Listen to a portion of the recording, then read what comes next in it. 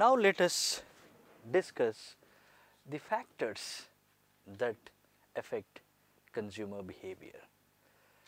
As we were discussing in the case of marriage, the major factors are cultural, because that is what they decide what products to buy, and within that you must have considered the major culture and the subculture,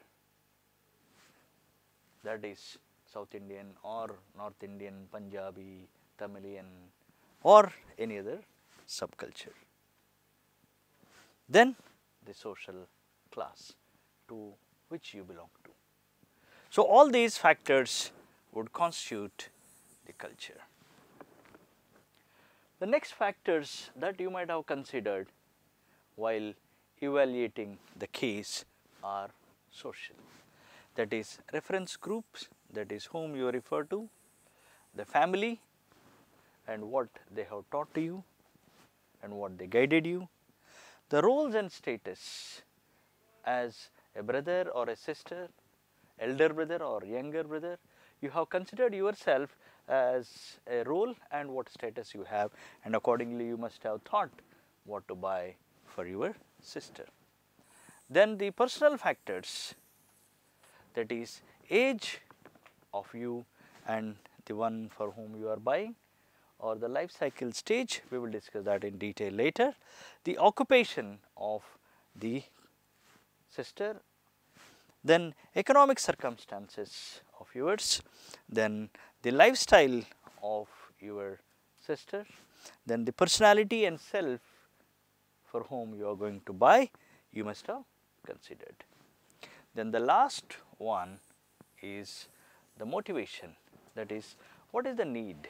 Is it for the esteem, that is if it is reception, that is for esteem you will buy expensive, and for the social need, that is for the pure wedding, it is a traditional ceremony, that is the social. And fortunately, if you have not thought that why should I buy for my sister, some would even tell that why should I buy. That means many times we come across such situation, no yaar, I do not feel like shopping, I do not feel like coming. So, it is lack of motivation.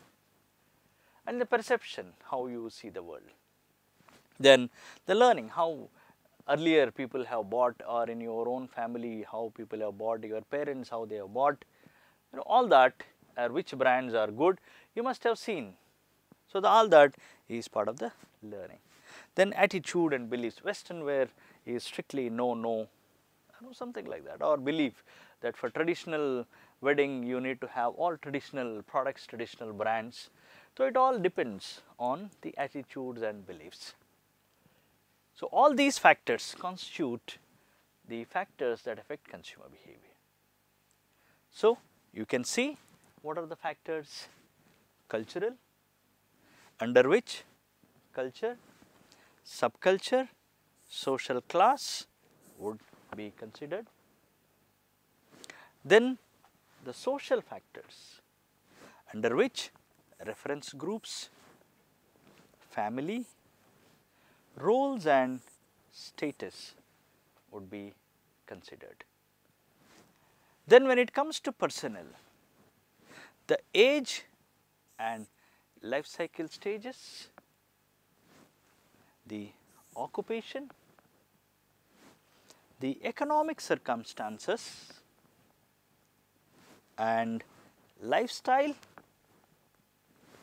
the personality and self concept are the factors that are to be considered under personnel.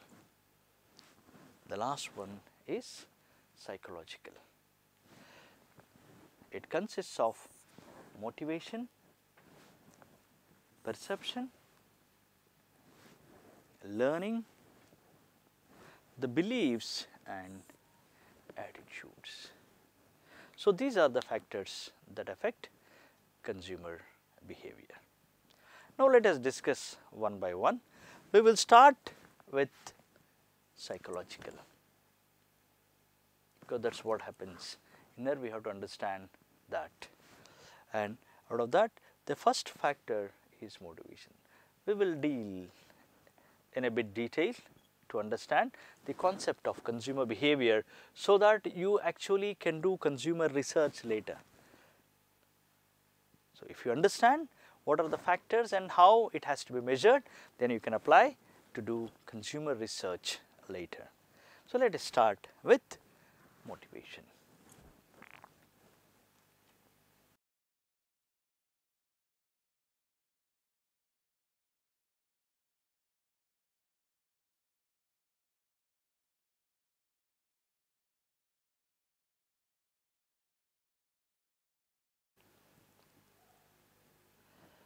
Now, let us discuss the first factor, that is motivation.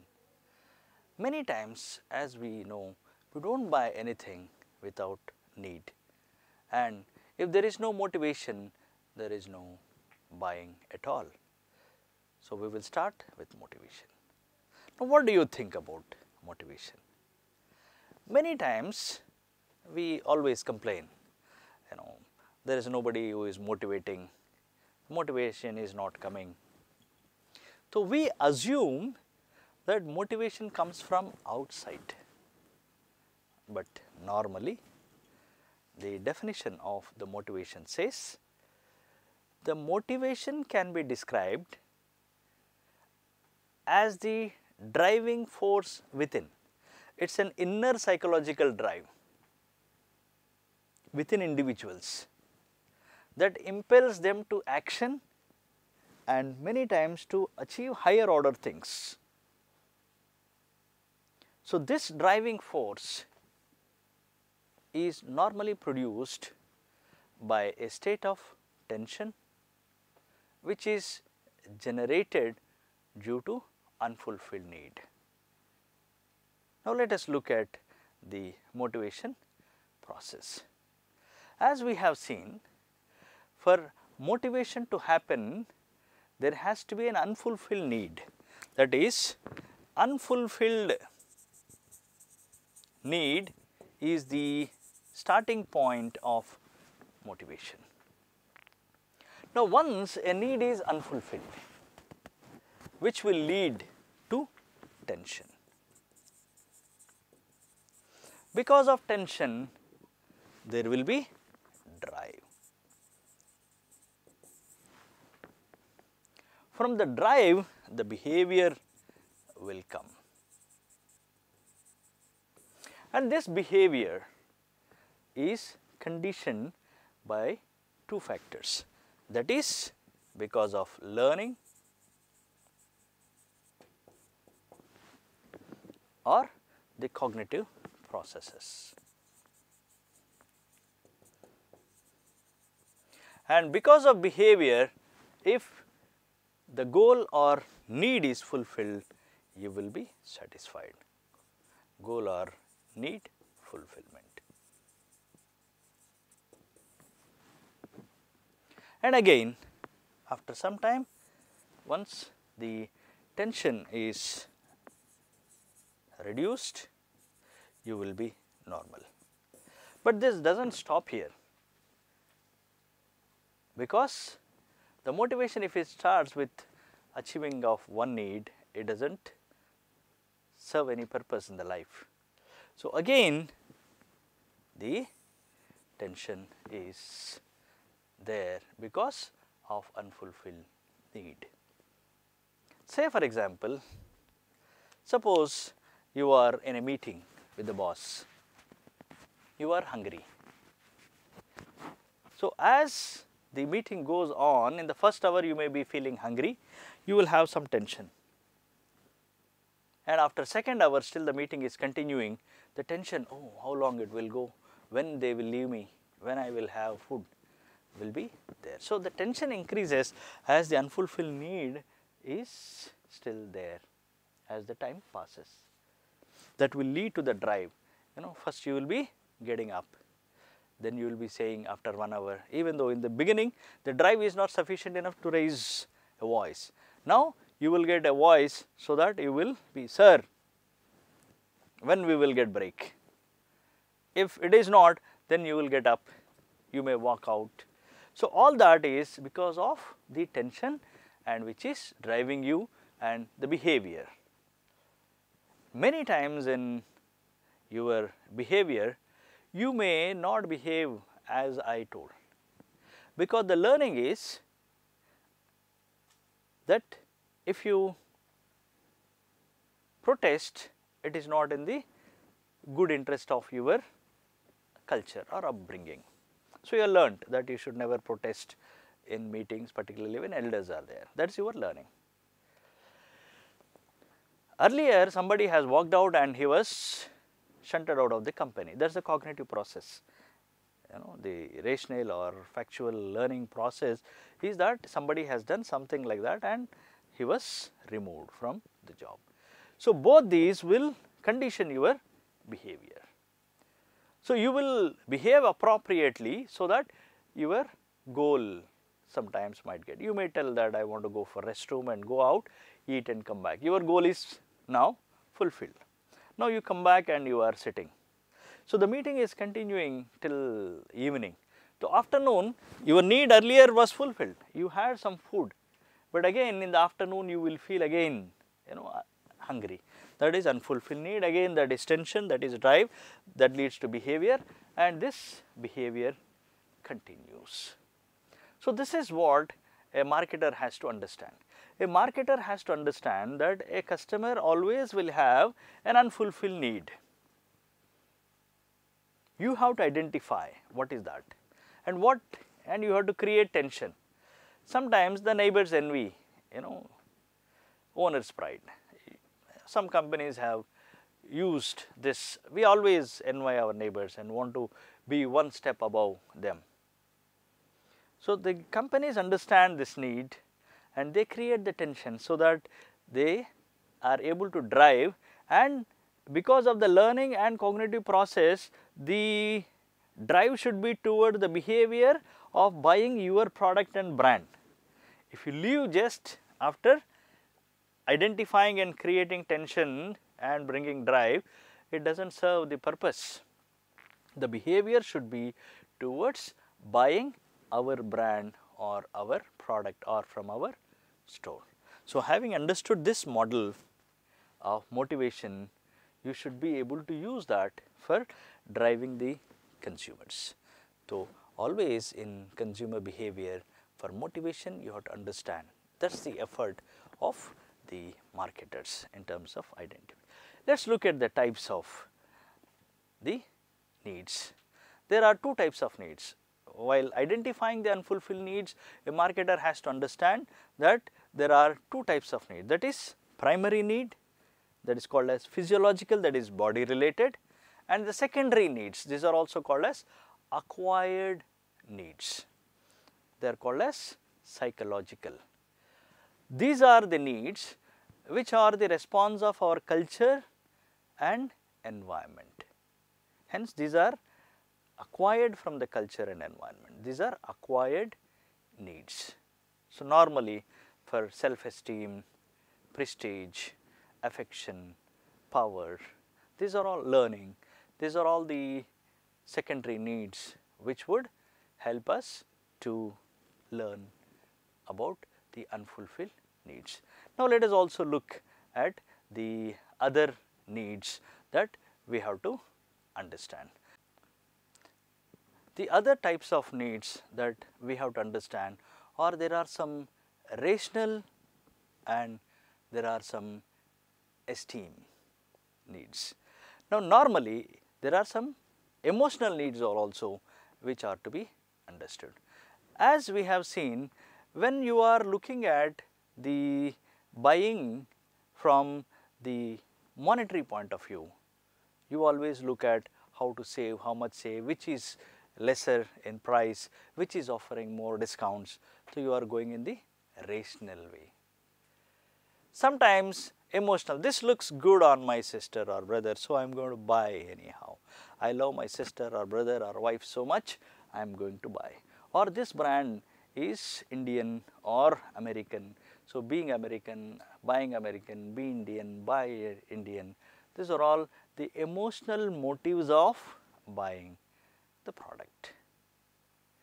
So, having understood the types of motivation, now let us look there are two kinds of motivation, that is positive motivation and negative motivation.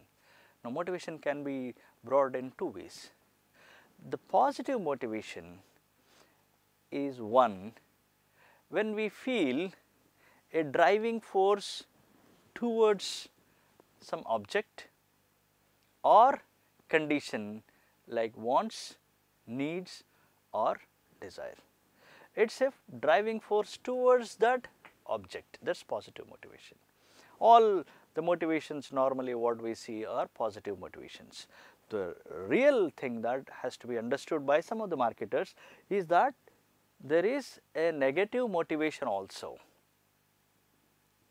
When we feel a driving force away from some object or condition like fears or aversion.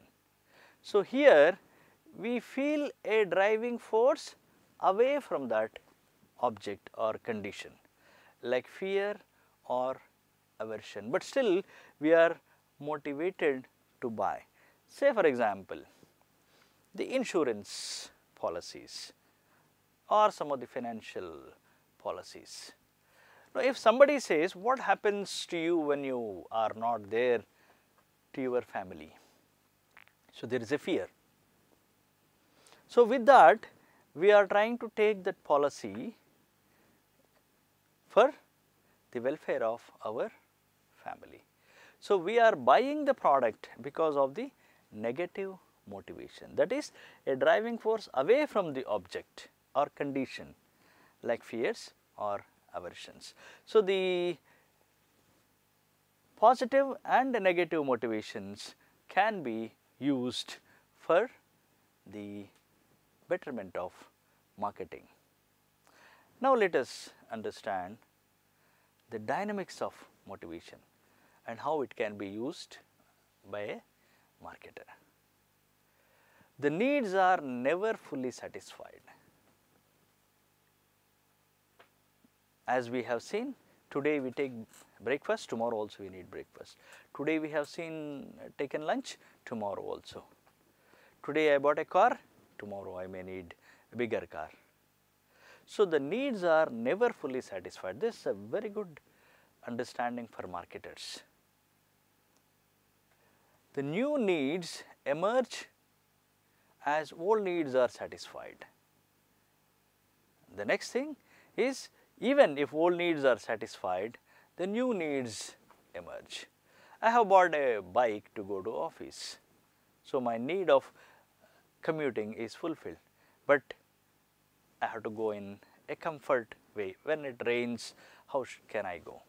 So, I may need an auto or I may need a car. So, the new needs emerge. This again an opportunity for the marketers to say that your new needs are still there or unfulfilled. Then the other dynamics of motivation is success and failure influence goals. Our goals will keep changing. As we have seen in that model, that once the motivation leads to the behavior, your goal or needs are fulfilled. But the goals are not fixed, they keep on changing. Suppose a student who could not be successful in the engineering or medicine entrance exam, he may look for goal like now civil services is my goal, or let me look at the other career options like hotel or fashion or chartered accountancy or whatever. So, the success or failure influences goals. Then normally a consumer substitutes the goals with other goals. So, these are all the dynamics of motivation which would help a marketer to always look at the unfulfilled needs and trying to bring the tension and drive and behavior so that the consumer tries to fulfill this need fulfillment by buying his product. So, that is how we have to. The next important question that you would be asking, okay, we are talking about the model in which the goal or need is fulfilled through the behavior. Now, what happens if this goal or need is not fulfilled? So, that is what is called as people will get frustrated. The failure to achieve a goal often results in the feeling of frustration. Now, it comes from the inability to attain a goal.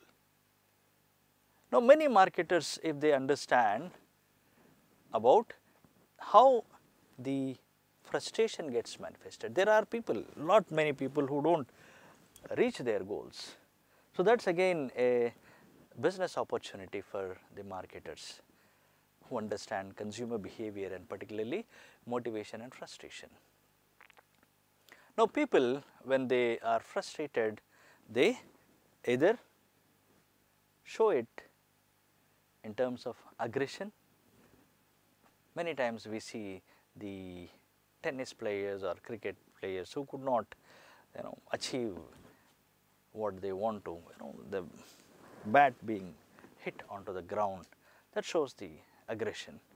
In the process he may require a new bat, but you can express through the aggression.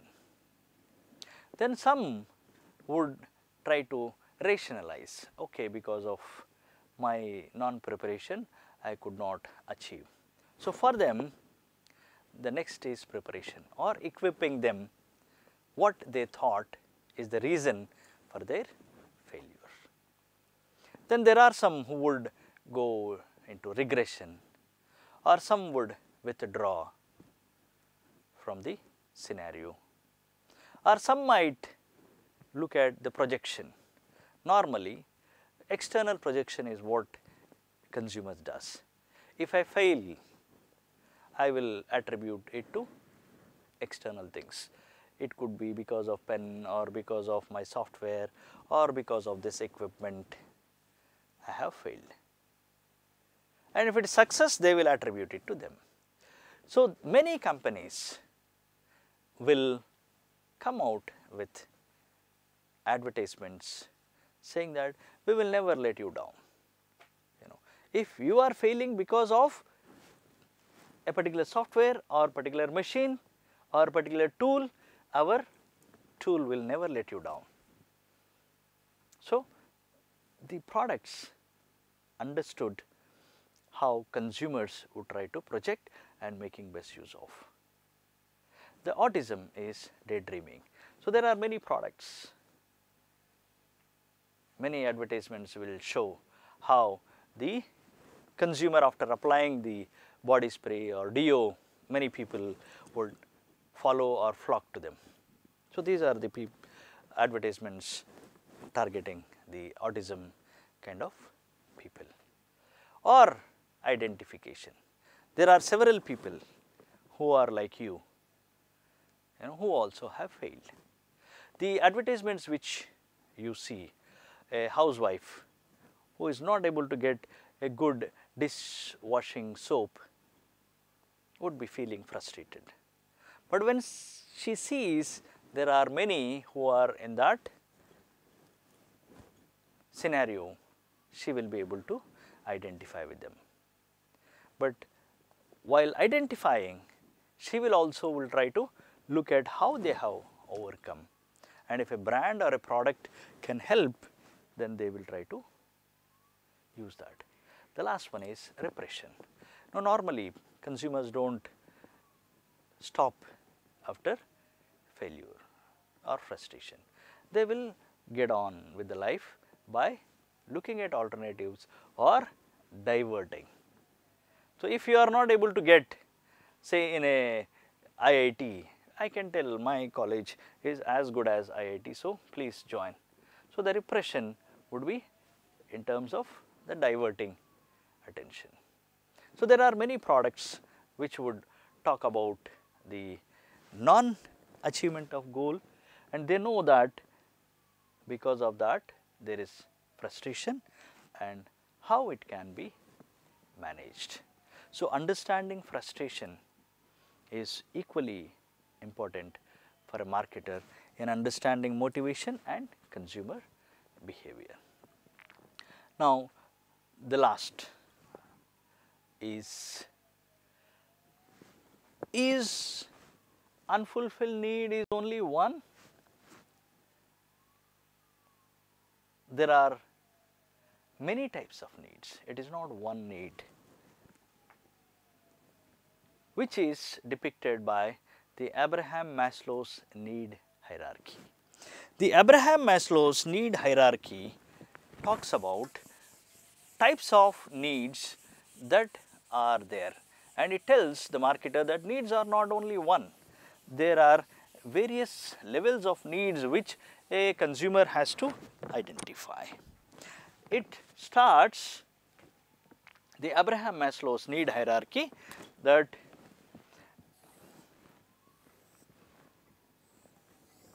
there are 5 levels of the needs.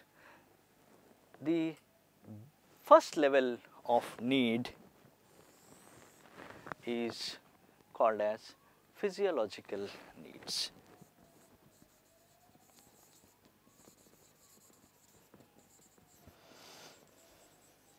Here the basic needs, these are also called as basic needs like food, water, shelter, clothing, sex, these are all called as physiological needs. The next level is called as the safety needs. The safety, security, etc., freedom, and also it could be even financial is called as the security needs. The next one is called as the social needs. He classifies the next level as social needs, that is love, recognition, friendship, belongingness, etc. These are part of the social needs. Then the next one are called as the personal needs or esteem.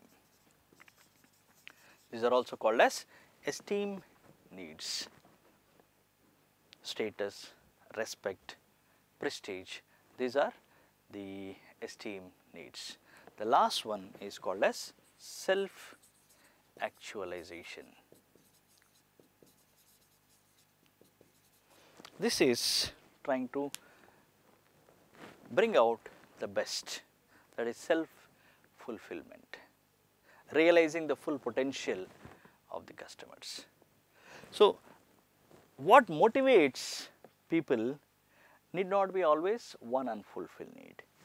The first one could be the physiological, it is the basic food, clothing, shelter, clothing could be the reason for people getting motivated, or the safety aspects of the product that might make the people to buy, or it could be the love, affection, friendship. Normally, in uniforms or when we are in a peer group, we try to tell that we belong. So, the motivation to buy a similar product or clothing is to tell that we are part of this group. And likewise the marriage, why in the marriage we always try to buy new clothing or which is appropriate for that occasion is the social need. We want to tell that we are part and we respect the culture, so we want to be part of this group. The next one, many people buy expensive products or brands. The motivation behind is esteem. They want to show their status, they want to show their prestige. So, the reason to buy an expensive one or designer brands or haute couture brands is esteem. The next one is self-actualization, that is realizing full potential.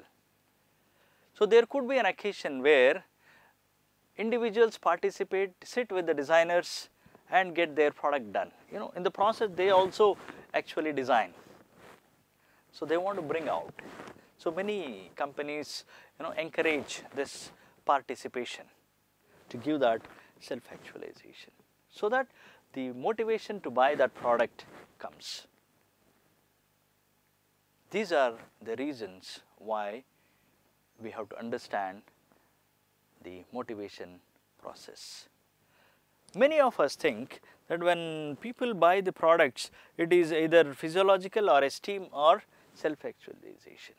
Even the sex is, even though it is physiological, many celebrities or many people clothe themselves with skimpily clad or some exclusive clothing so as to look sexy. It comes from the physiological need. The motivation to buy those products comes from the physiological need. Hence, by understanding Abraham Maslow's need hierarchy, we can understand what kind of clothing and why, when, where consumer buys. So this model tells, even it explains the wardrobe of people. So we normally buy because of the physiological need, just to clothe ourselves. The basic clothing which we have, we buy to fulfill physiological needs. Like the basic clothing that we have in our wardrobe, we have bought with the motivation of fulfilling physiological needs. Then comes the safety needs. So when we buy the footwear, when we play cricket, even though we may have chappal at home, we buy good sports shoe so that we don't skid. So the motivation there to buy the footwear is safety. So we buy umbrella, we buy during winter woolen clothing to protect ourselves. So the motivation to buy woolen clothing in winter is safety, not to cover the body, which happened in the physiological needs case. Next, man is a social animal. He will be part of many societies. So he is part of the college, he is part of the office, or he may be part of the club, and he has to attend various social functions as part of the social animal function. So the products which he buys are the products which conform to the social needs. And many times the consumer want to show off that he is different from. Here he want to be part, here he want to show that he is different from his friends and relatives. So he buys expensive products, designer brands or designer labels to show that he is different from others. Hence the concept of motivation explains us beautifully that just because we don't have or we have something, consumers don't buy. Unless they are motivated, they will not buy the product. And the model shows that for entire motivation to happen, there has to be an unfulfilled need. So the duty of the marketer is to identify that unfulfilled need, and it's not one, they are psychological and physiological needs. So once you apply, you will be able to understand what motivates consumers in buying.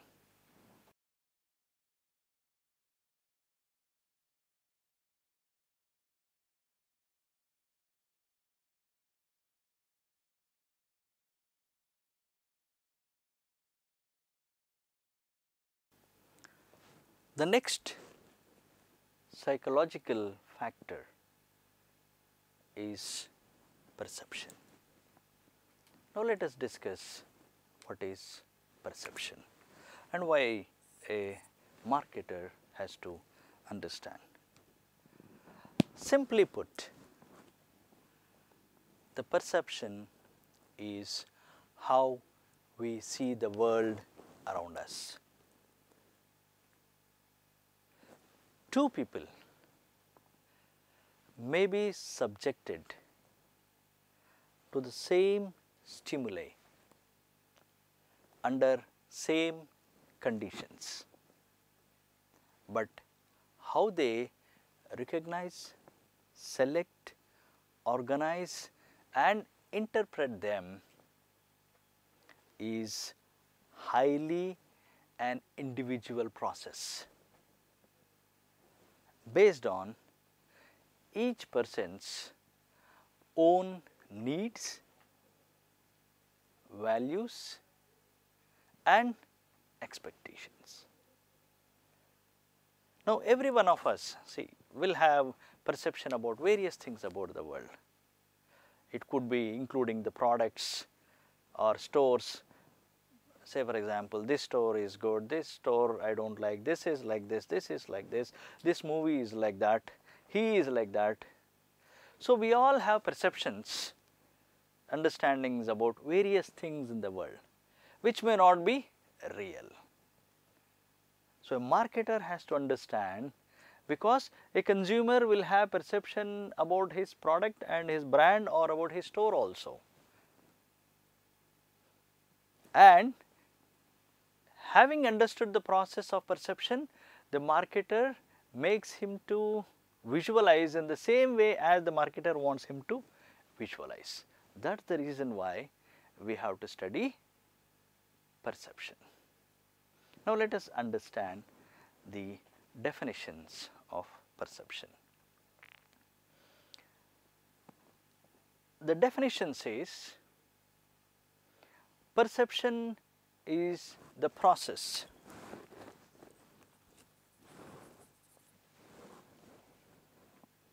by which an individual selects, organizes and interprets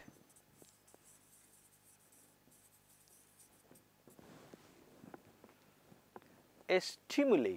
So, for the perception to happen, there has to be a stimuli into a meaningful and coherent pictures of the world. So, here if we see, the perception is a process which will start with this stimuli. Once this is there, how a consumer select, organizes and interprets in a meaningful and coherent picture of the world is what is perception. Now, what is the stimulus? It is any unit of input to any of the senses. The stimulus from the marketing point of view is any unit of input to any of the senses. The product, the brand name, the packaging, the advertisements, the commercials, the store, all are stimulus to the senses. Now, what are the senses?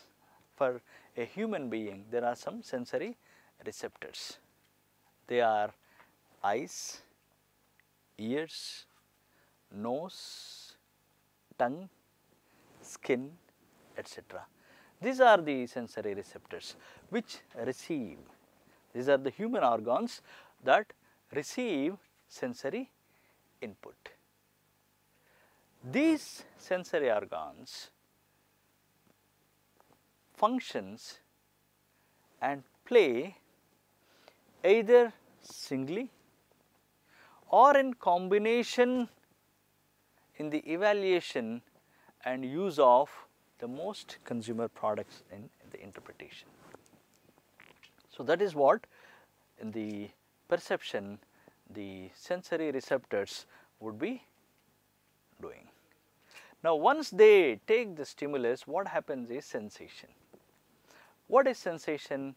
The immediate and direct response of the sensory organs to simple stimuli is sensation. That is the direct response of the sensory organs to simple stimuli is sensation. But it depends on the energy change, that is differentiation of input. In situation where there is great deal of sensory input, the senses do not detect small intensities. However, we know that as sensory input decreases, our ability to detect changes in input or intensity increases. This is what is the thing that you have to understand.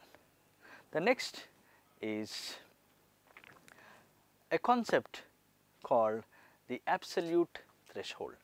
After understanding the sensation, one has to understand the concept of absolute threshold. Why we have to understand is no two human beings are similar. So, the absolute threshold is the lowest level at which an individual can experience a sensation. That is, the lowest level at which an individual can experience a sensation is called as absolute threshold.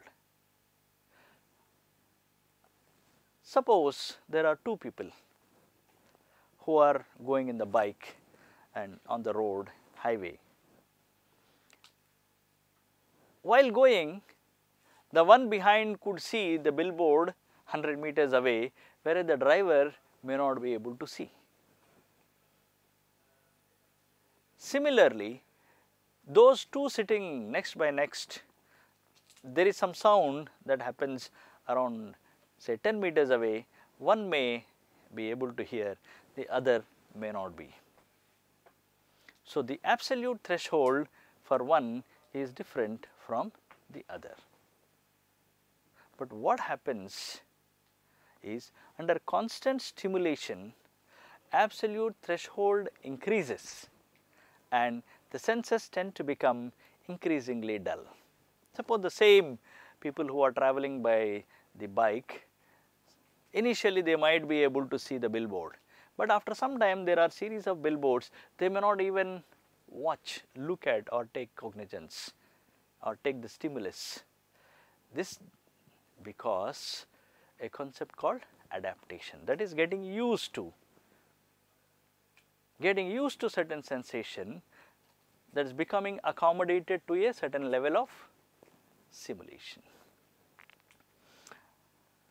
The other concept that has to be understood before we understand the concept of perception is the differential threshold.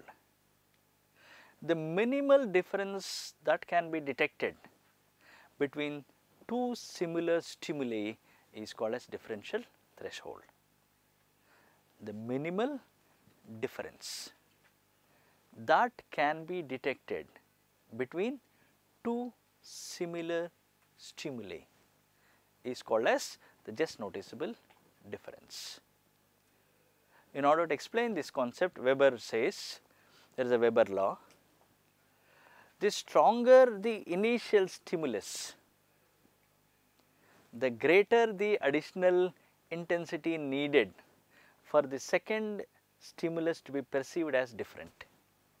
So, he says if the initial stimulus is stronger, then the additional intensity is required more, so that the perceiver would perceive that there is some difference between the earlier stimulus and this stimulus. Say for example, if somebody is sitting and when I am tapping like this, he will get into sleep, and even this, if I continue, he will not even feel. If I have to wake him up, if I continue like this also, he will not. He will be thinking that you are patting him and you are singing a lullaby. In order for him to realize and wake him, we have to give a pat which is stronger. If the initial is stronger, you have to give even more stronger to make him to understand this is different and this is for making me to wake up. So, that is what the Weber law says. Now, why should we understand this? Because there are two applications of this concept. One is the negative changes should not be readily discernible to the public. Suppose a marketer, because of the increase in prices, he do not want to put burden on the consumer. So, if he slightly lessens the quantity or quality or the number of products inside without disturbing the price, these changes should not be perceived by the consumer as something which is detrimental to him. Say for example, a company which is selling a sachet, which is selling 10 ml of shampoo, because of the increase in prices, their raw material costs, production costs have increased, but they do not want to burden the consumer. So, they maintain the same size of the sachet and they reduce the quantity to 9.75 ml or 9.5 ml and still keep the price at the same 1 rupee or 1 rupee 50 paise. The consumer will not be able to understand and perceive, yes, there is a change. So, the J&D concept, if a marketer understands, will apply that so that the negative changes are not readily discernible to the public.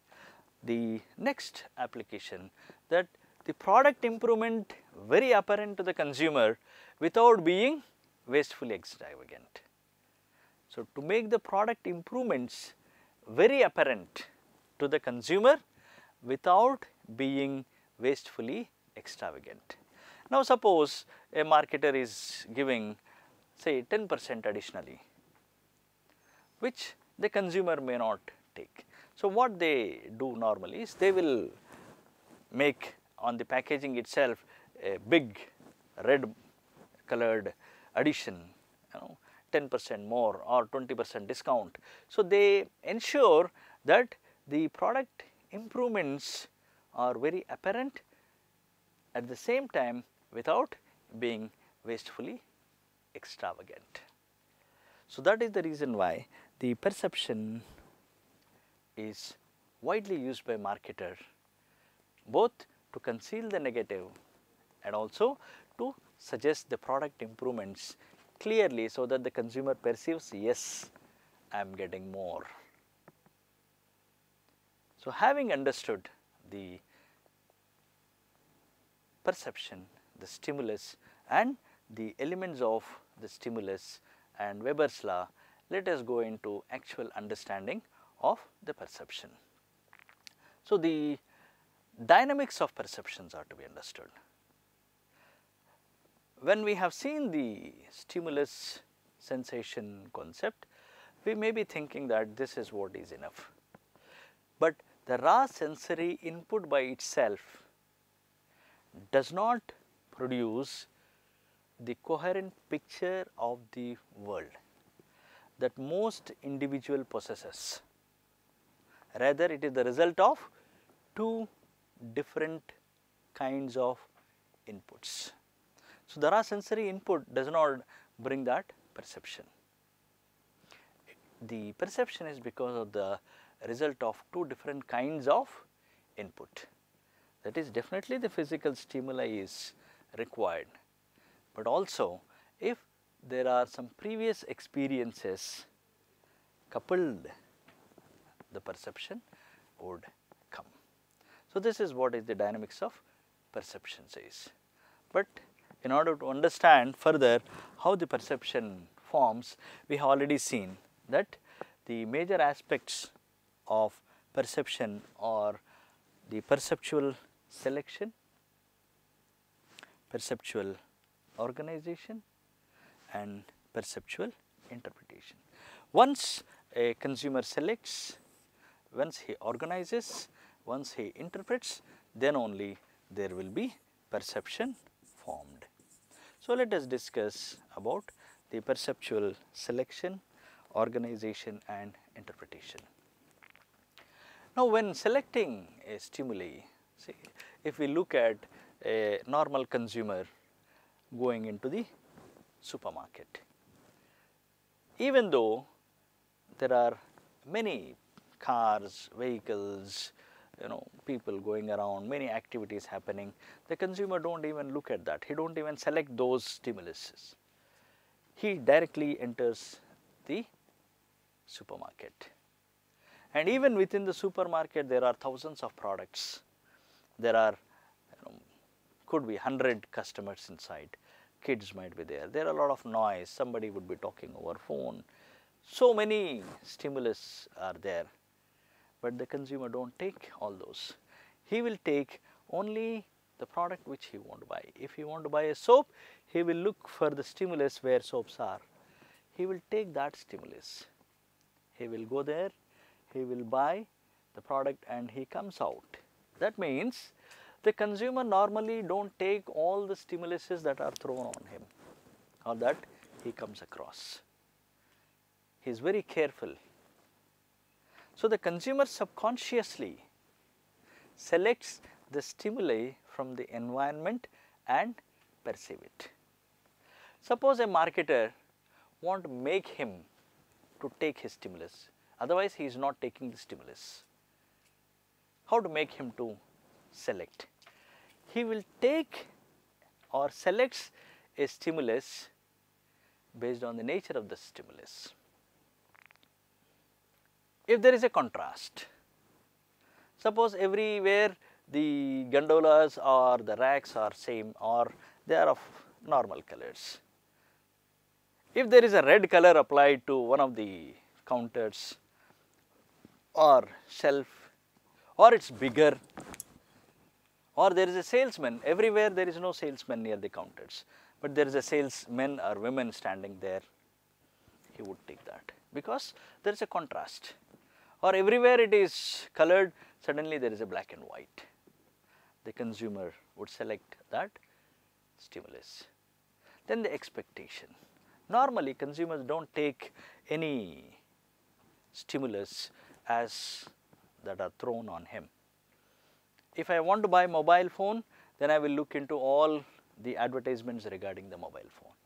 If I want to buy apparel, then I will look for advertisements that tell about the latest trends. So, it goes with the expectation, and as we discussed earlier, it is the motivation. Based on the needs, I will take. If there is a need for food, I will look for ads or I will look for restaurants that give me good food. So, the nature of the stimulus, expectation and motives make them to select a stimulus. But the consumer is again very clever.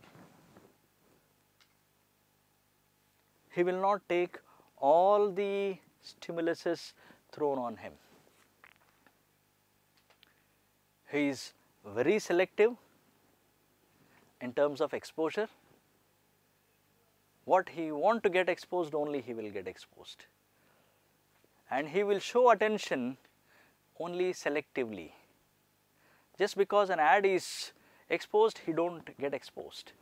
While watching the television, he want to see only cricket, he will see, and after that he doesn't want to see the advertisements. So, even if you ask, did you see, he has himself not taken that stimulus. That is, he is selective in getting exposed.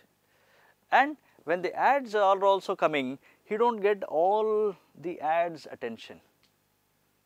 He will selectively get attention to some of the ads, which again is based on his previous experience or the brands which he likes or the celebrity which he likes is there. So, he will get selectively attention.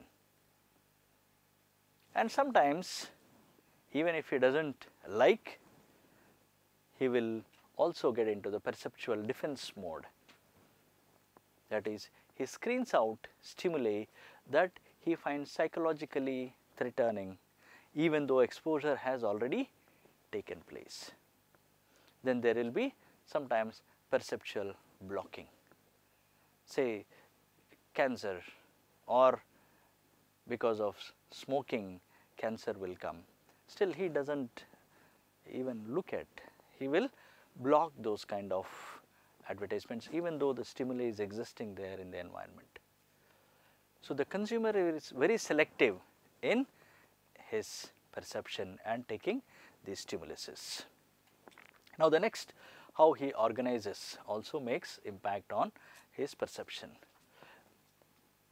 He will look at the Gestalt theory, which is about the consumer's understanding or how he organizes in his mind depends upon the figure and ground. The consumer groups all stimuluses in a unified picture rather than the discrete bits of information. Then consumer has a tendency of closure. Hence, many advertisers, marketers would challenge the consumer to close. They do not complete the advertisement or throw a challenge that what it would be next. So, in order to close that, the consumer selects and he tries to organize that information. So, that is about the perceptual organization. The next is interpretation. The interpretation of stimuli is based on what individuals expect to see on the basis of their previous experience, on the number of possible explanations they can envision, and on their motives and interests at the time of perception. The perceptual interpretation normally gets distorted. So, that is what a marketer has to understand. The consumers goes by the physical appearance. If a model is not good, they will assume that the product or brand is also not good. Hence, every marketer in his advertisements, they take beautiful models and beautiful locations. Stereotypes. Normally consumers have images or pictures, based on that they will go. If it is Chinese, it is low quality, even if the product is brand is very good, but they have the images like that. So, there are some stereotypes that exist in the that also distorts the first impression. So, you may not get second chance to impress. So, all the brands, products must be very careful while launching itself, because the first impression is the best impression. And consumers normally do not have time, so they jump to conclusions. So, advertisers or marketers must give in the beginning itself what they want to tell, because based on that they would have already concluded. The next one is called as halo effect. As again we were discussing earlier, consumers do not have time. Going by a single attribute or a factor, they decide or they will have perception. If their favorite celebrity or star is there in the movie, it is a good movie. If the product has this attribute, it is a good product. If a particular brand is launching this product, it is a good product. So, the halo effect is the consumer based on one attribute would decide or will have a perception about the product. So, looking from the marketing point of view only, the consumer perception would lead to consumer imageries. The consumers have a number of enduring perceptions or images about product and service, prices, product quality, retail stores, brands, etc., that are relevant to the study of consumer behavior. Say for example, consumers tend to shop in stores that have images consistent with their own self-image. They try to buy from the stores which they think are same as that of their image. Now, this imagery can go in terms of product or service. Normally, the image that a product or a service has in the minds of the consumers is positioning of the product or a service. Hence, is more important than the product characteristics.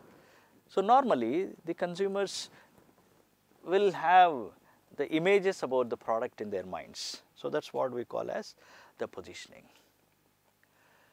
The consumers attempt to preserve or enhance their self-image by buying products that they believe are congruent with their self-image and avoiding those that are not. So, they will buy the products which are matching with their self-image. So, that is what we call it as a positioning strategy. Now, the perception also many times will be towards the price. This is where many of the marketers make best use of the perception. The consumers perceive price as high or low, as fair, and this highly influence both purchase intentions and purchase satisfaction. Now, normally whenever they see the American or Western brand, they perceive the prices must be high.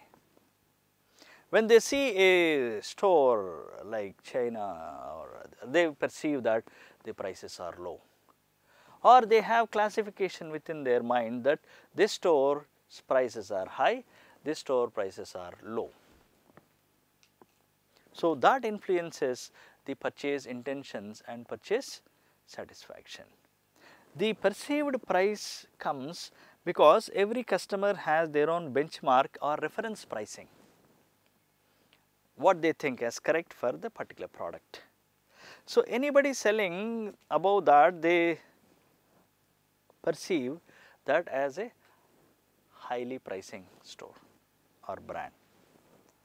Any price that is less than their reference price, they assume that it is a low priced. The consumers pay attention to the price paid by the other customers and perceive the difference price as fair or unfair. Apart from this, the consumers many times are driven by the perceived prices. Many of the retailers normally follow this strategy, that whenever they want to announce discounts, the consumer perception about the stores is the one which has a tensile discount pricing. Say for example, 10% to 50% or up to 50%. If a retailer or a brand announces that the discount is up to 50% and a retailer, some other retailer announces that the discount they are going to give is 30%. One retailer is giving 30%. Another retailer says he is giving up to 50%. But the consumer perceives the store which is giving up to 50% as a better discounting store which he can visit than the store which is giving 30% flat discount. So, this is what is called as tensile.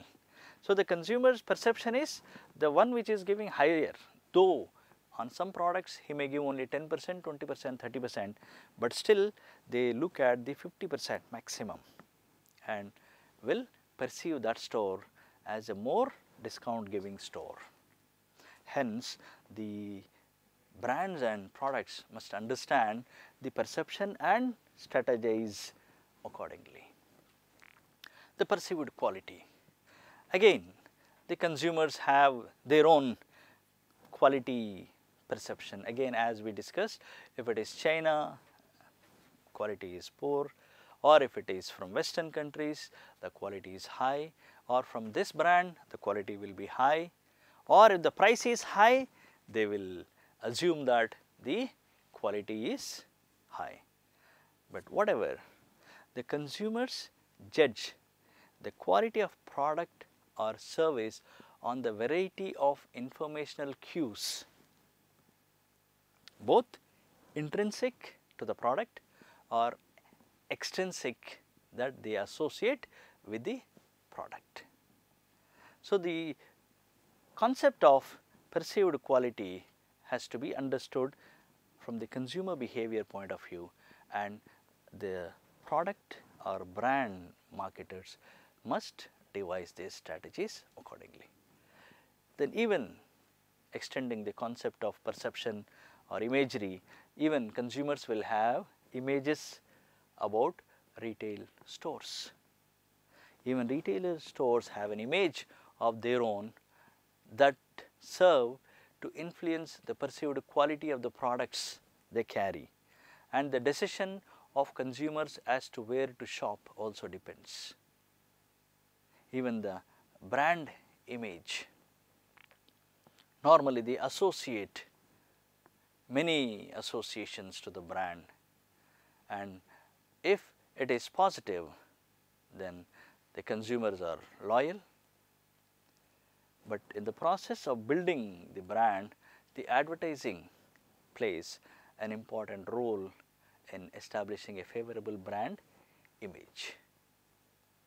So, in this process, while building the brand, the marketers should avoid price promotion strategies which create a discount image for the brand sometimes. So, while building the brand, they have to understand the consumer perception, and they have to work on the brand building also accordingly. Now, we come to the end of the concept perception as a psychological consumer behavior factor and its influence and how it has to be understood.